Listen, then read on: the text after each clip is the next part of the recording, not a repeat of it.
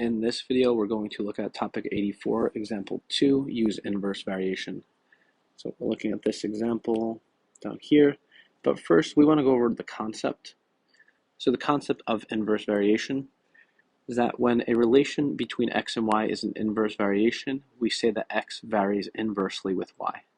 Inverse variation is modeled by the equation, and you can use this equation here, which you'll see most frequently.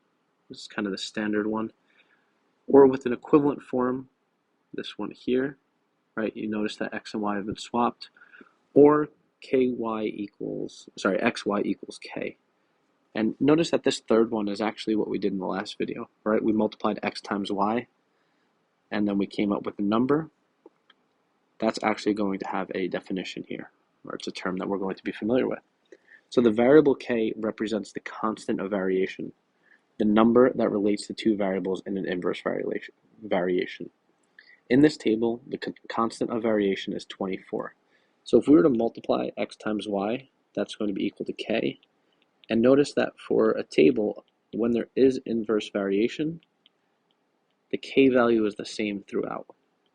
So that's your constant of variation.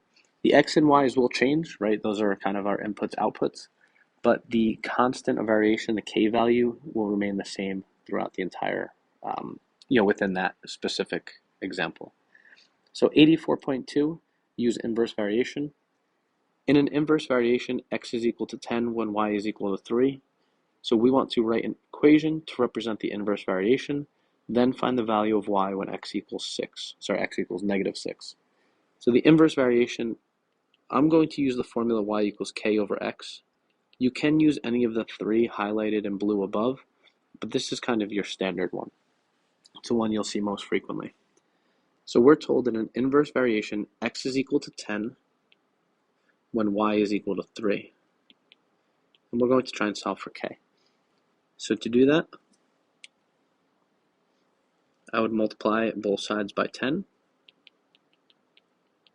Right? I need to solve for k, so the 10's go away, and I get 30 is equal to k. So k is my constant of variation.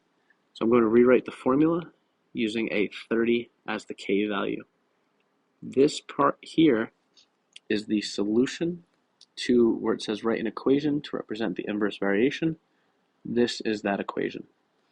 Your inverse variation equation should only have a k value. The x and the y just remain as variables.